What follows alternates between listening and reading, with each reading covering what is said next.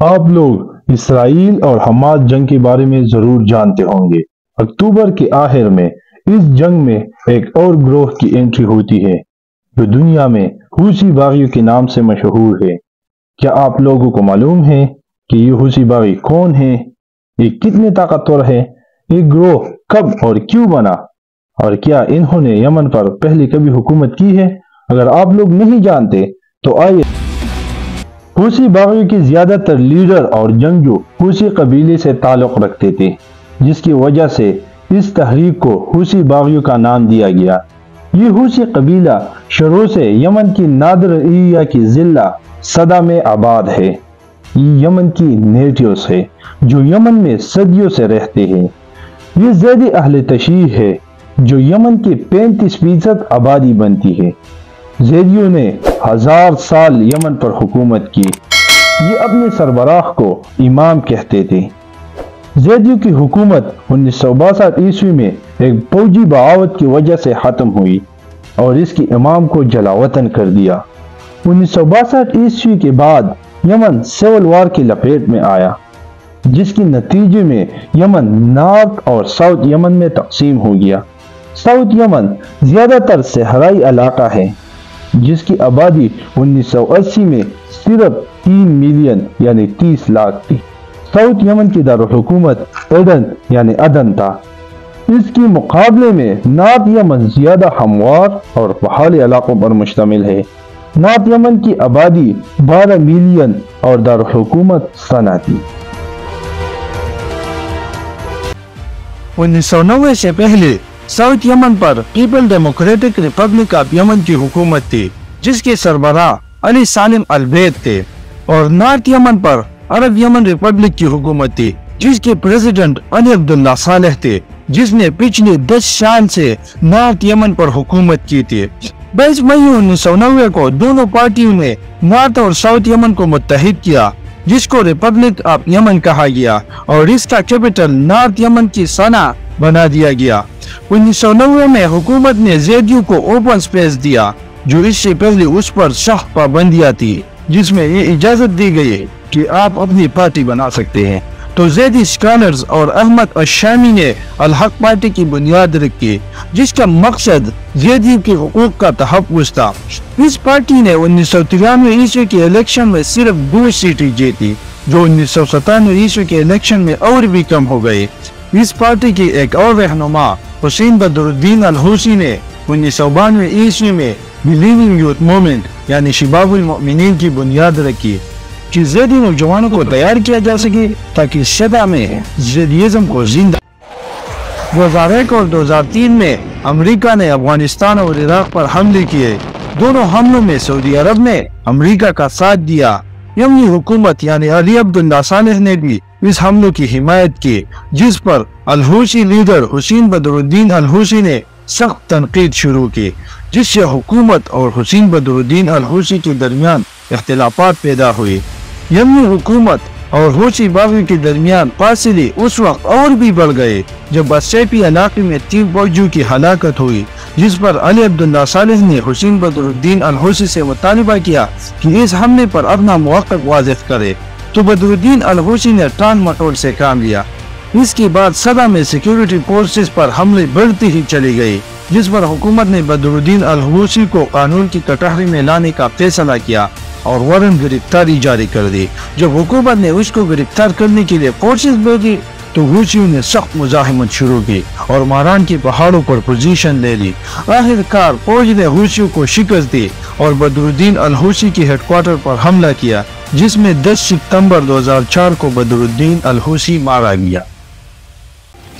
حسین بدر الدین الحوثی کی موت کے بعد اس تحریک کے سربراہ اس کے والد اور بعد میں اس کے بھائی عبد الملک الحوثی بنے، اور اس دوران اپنی اس تحریک کو انصار اللہ کا نام دیا اور اپنی سرکاری نعرہ بنایا، جسے آپ سکرین پر دیکھ سکتے ہیں۔ اس وقت کے پریزیڈنٹ علی عبداللہ صالح یہ بات سمجھ چکے تھے کہ حوثیوں کو بغیر آپریشن نہیں دبایا جا سکتا، اور گورنمنٹ نے حوثیوں کے خلاف آپریشن شروع کیا۔ اس آپریشن میں حکومت نے بھاری اسلحوں اور ایئر فورس کا استعمال کیا۔ حکومت سمجھتے تھے کہ وہ حوثیوں کو آسانی سے شکست دیں گے، لیکن زیادہ تر جگہوں پر انہیں سخت مزاحمت کا سامنا کرنا پڑتا۔ حوثیوں نے 31 کلومیٹر کی پہاڑی پر قبضہ کر لیا۔ فوج نے بھاری ہتھیاروں کے ساتھ ان پر دعویٰ بول دیا، لیکن وہ اس پر قبضہ نہ کر سکے۔ اس کے علاوہ حوثیوں نے کئی چیک پوسٹوں اور شاہراہوں پر قبضہ کر لیا تھا۔ حکومت جو جنگ ہفتوں یا مہینوں میں ختم کرنا چاہ رہی تھی وہ 6 سال جاری رہی۔ تقریباً 6 بار اس میں سیز فائر ہوا، لیکن کبھی بم بلاسٹ، چیک پوسٹ یا فوجی دستوں پر حملے کی وجہ سے جنگ دوبارہ شروع ہو جاتی۔ اس جنگ کے مرکز صدا رہے، لیکن بعد میں یہ الجبل، عمران، حجہ کے علاقوں تک پھیل گیا۔ ایک بار تو حوثیوں نے صنعا پر بھی حملہ کیا، لیکن اس کو ناکام بنایا۔ اس 6 سالہ جنگ میں سب سے اہم آپریشن اسکارچ ارتھ تھا۔ 11 اگست 2009 میں حکومت نے حوثی باغیوں کے خلاف آپریشن شروع کی۔ حکومت نے باغیوں کے سامنے 6 شرائط رکھی، لیکن انہوں نے مسترد کر دی۔ اس آپریشن میں حکومت نے لڑاکا طیاروں کا دھڑادھڑ استعمال کیا، جس میں ذہیان، الجیحی، السیفی، زہر اور مران میں حوثیوں کے اجتماعات پر حملے کی۔ یہ آپریشن بین الاقوامی میڈیا کی زینت اس وقت بنی جب پہلی بار سعودی عرب کی طیارے حوثیوں کے خلاف میدان میں آ گئے۔ سعودی عرب دعویٰ کر رہی تھی کہ حوثیوں کے کچھ باغی اس کے ملک کے اندر آ گئے ہیں۔ اصل میں الدوحان کی پہاڑوں پر، جو سعودی عرب اور یمن کے بارڈر پر ایک پہاڑی ہے، اس پہاڑی پر سعودی فوج اور باغیوں کے درمیان شدید جنگ ہوئی تھی۔ اس جنگوں میں کچھ سعودی فوجی مارے گئے تھے اور کئی کو یرغمال بنایا تھا، لیکن سعودی عرب کی فضائیہ اور یمنی فوج کی وجہ سے حوثی باغی سعودی عرب کے علاقوں سے پیچھے ہٹ گئے۔ آخر کار شدید مالی اور جانی نقصان اٹھانے کے بعد باغی ہتھیار ڈالنے پر راضی ہو گئے۔ ان 6 شرائط کے ساتھ ایک اور اضافی شرط رکھ کر ہتھیار ڈال دی اور سعودی یرغمالیوں کو رہا کیا۔ یمن کے صدر علی عبداللہ صالح نے اعلان کی کہ سعودی ایئر فورس اور یمن فوج نے باغیوں کو کچل دیا ہے۔ اگر ذہنی طور پر دیکھیں تو اس جنگ میں باغیوں کو شکست ہوئی تھی، لیکن اصل میں حوثی باغیوں نے اس جنگ سے تجربہ حاصل کیا اور گریلا جنگی تکنیک سیکھ لی تھی۔ دوسری طرف یمنی فوج کا مورال ڈاؤن تھا کہ اتنے بھاری اسلحوں اور جنگی جہازوں کے باوجود اور زیادہ تر جگہوں پر باغیوں کے خلاف کامیاب نہیں ہوئی۔ اس کا نتیجہ تھا کہ جب مارچ 2011 میں حوثی باغیوں نے ایک بار پھر صدا پر حملہ کیا، فوج اور حوثیوں کے درمیان شدید جنگوں کے بعد باغیوں نے صدا کی صوبائی دارالحکومت پر قبضہ کر لیا اور صدا کو اپنے کنٹرول میں لے لیا اور ایک آزاد انتظامیہ قائم کیا۔ 2011 میں زیادہ تر عرب ممالک میں حکومتوں کی تختیں الٹ دی گئی۔ اس طرح یمن میں بھی علی عبداللہ صالح کے 33 سالہ اقتدار کے خلاف اور تشدد مظاہرے شروع ہوئی۔ اس مظاہرے میں کئی جانیں بھی چلی گئی اور علی عبداللہ صالح کے استعفے کا مطالبہ کر دیا۔ علی عبداللہ صالح پر بھی 2 حملے ہوئی، جس میں وہ زخمی بھی ہوا۔ علاج کے بعد واپس صحت یاب ہوا۔ آئین کا شدید مزاحمت کے بعد صالح نے ریزائن دیا اور نائب صدر عبدالربہ منصور کو صدر بنا دیا۔ کو ایندھن پر سبسڈی دینا بند کی، جس پر حوثیوں نے احتجاج کیا۔ اس کے بعد 9 ستمبر کو عبد الملک الحوثی کی قیادت میں حوثیوں نے کابینہ کی طرف مارچ کیا۔ راستے میں سیکیورٹی فورسز نے ان پر فائرنگ کی، جس سے 7 افراد ہلاک ہو گئے۔ 18 ستمبر کو سری کی اصلاح پارٹی کی حامیوں اور حوثیوں کی جنگوں میں 46 افراد ہلاک ہو گئے۔ اس کے بعد 19 ستمبر کو حوثی باغیوں نے صنعا پر شدید حملہ کیا، سرکاری ٹیلی ویژن پر بھی گولہ باری کی۔ راستے میں جگہ جگہ سنی اور ملیشیا کے ساتھ جنگ بھی ہوئی۔ اس جنگوں میں 7 افراد سے زیادہ ہلاک ہو گئے۔ حوثی باغی صنعا پر قبضہ کرنے کے لیے بہت پرجوش تھے اور یمنی فوج انہیں نہیں روک سکتے تھے۔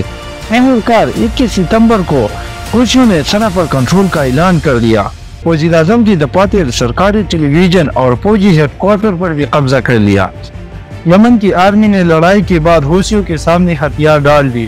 حوثی باغیوں نے وزیر اعظم محمد سالم باسندوا کو مستعفی کرنے پر مجبور کر لیا، لیکن اس نے انکار کر دیا اور کہا کہ وہ حوثیوں سے واپس کنٹرول لے گا، لیکن صدر ہادی نے امن پر زور دیا اور وزیر اعظم کو استعفیٰ دینے پر مجبور کر دیا۔